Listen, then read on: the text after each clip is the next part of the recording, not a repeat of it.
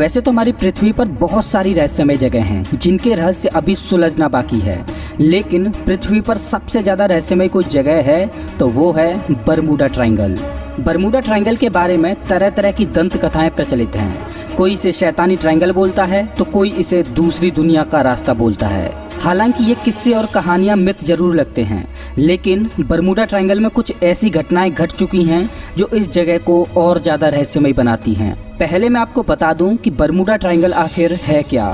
Bermuda triangle north Atlantic ocean के पूर्वी भाग में बरमूडा आइलैंड से लेकर प्यूर्टो रिको और मायामी तक फैला हुआ एक विशाल समुद्री इलाका है। इस इलाके से जो भी गुजरता है, चाहे वो समुद्री मार्ग से जाए या फिर आकाशीय मार्ग से, जैसे ही वो इस ट्रायंगल से गुजरते हैं तो उन्हें आकाश निकल जाता है या समुद्र, इसका कोई अता पता नहीं चलता। ये ट्रायंगल अभी तक 2000 शिप और 200 एयरक्राफ्ट्स को निगल चुका है। बरमूडा ट्रायंगल का अस्तित्व तब सामने आया जब 5 दिसंबर 1945 को 5 एयरक्राफ्ट्स ट्रेनिंग पीरियड के दौरान इस एरिया से गुजरे और वो पांचों एयरक्राफ्ट्स अचानक गायब हो गए।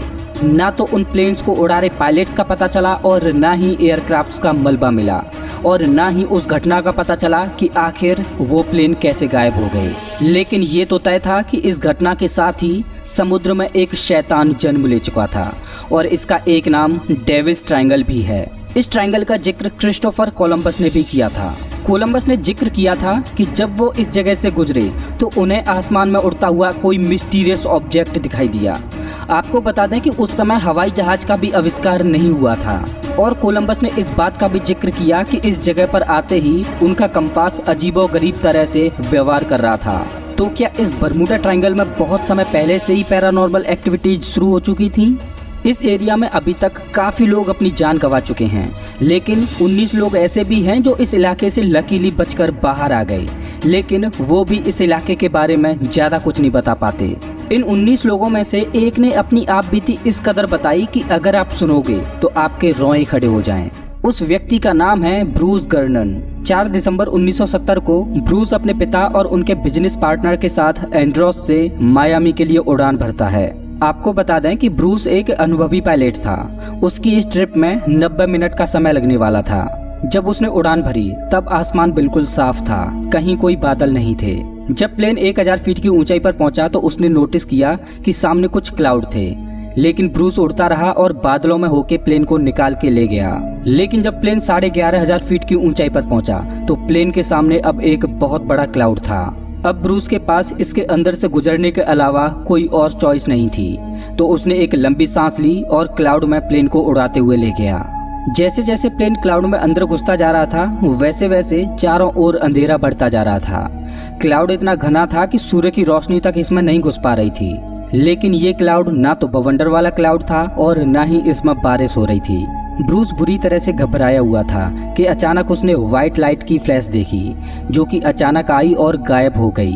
वो लाइट बहुत ही चमकीली थी। ब्रूस उड़ता रहा। उसे लगा था कि ये वैसा ही क्लाउड है जैसा उसे पहले मिला था, लेकिन ये तो कुछ और ही निकला। अब ब्रूस ने नोटिस किया कि क्लाउड सिलिंड्रिकल शेप में चारों ओर घूम रहा है, जिसके बीच से प्लेन गुजर रहा है। ये क्लाउड ऐसा लग रहा था कि कभी खत्म ही नहीं होगा। लेकिन कुछ मिनटों बाद उसे क्लाउड की सुरंग के अंत में रोशनी दिखाई दी।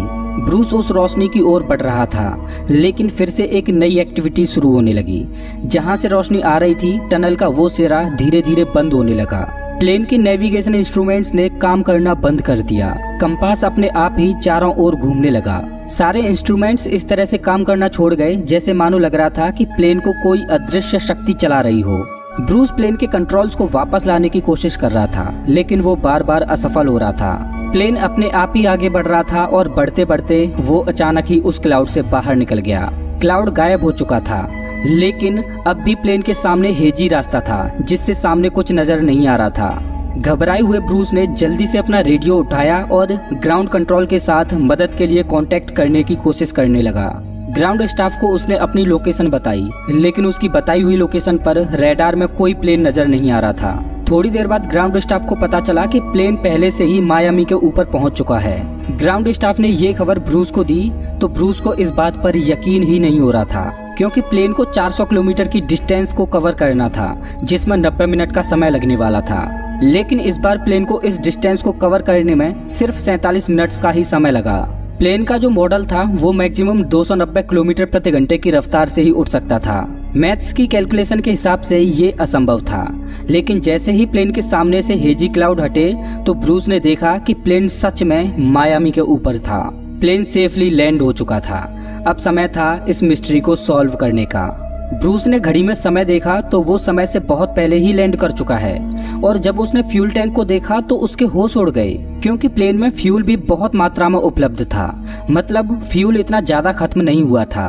ब्रूस को इन बातों पर विश्वास नहीं हो रहा था, क्योंकि वो एक अनुभवी पायलट था और वो इस प्लेन को पहले भी कई बार उड़ा चुका था। उसको पता था कि इस डिस्टेंस को कवर करने में कितना समय और फ्यूल लगेगा। लेकिन सबूत यही बता रहे थे कि प्लेन ने आधी जर्नी ट्रेवल ही नहीं की, बल्कि ऐसा लग रहा था कि प्लेन टेलीपोर्ट होकर आ गया हो, जिस वजह से वो आधी दूरी ट्रेवल करने से बच गया। ब्रूस ने इस घटना के बारे में कई प्रोफेसर और एक्सपर्ट्स को बताया, लेकिन कोई भी इस गुत्थी को नहीं सुलझा पा रहा था। फाइनली ब्रूस ने अपनी खुद की एक थ्योरी दी और एक किताब लिखी, जिसमें उसने इस मिस्टीरियस चीज को डार्क एनर्जी बताया। लेकिन उस मिस्टीरियस घटना को एक्सप्लेन करने के लिए डार्क एनर्जी सिर्फ एक थ्योरी थी। उस घटना के पीछे किस चीज का हाथ था, ये अभी तक रहस्य बना हुआ है। हम उम्मीद करते हैं कि ये रहस्यमय गुत्थी भविष्य में सुलझ जाए। बरमूडा ट्रायंगल की ऐसी ही ना जाने कितनी ही मिस्ट्रीज उन लोगों के साथ चली गईं जो इसमें से लौटकर ही नहीं आ पाए। वैसे दोस्तों, आप हमारा वीडियो कौन से शहर से देख रहे हो, प्लीज कमेंट करके जरूर बताएं। अगर आपको ये वीडियो अच्छा लगा हो तो लाइक करें और ऐसे ही मजेदार वीडियोज के लिए चैनल को सब्सक्राइब करें, साथ ही बेल आइकॉन दबाएं।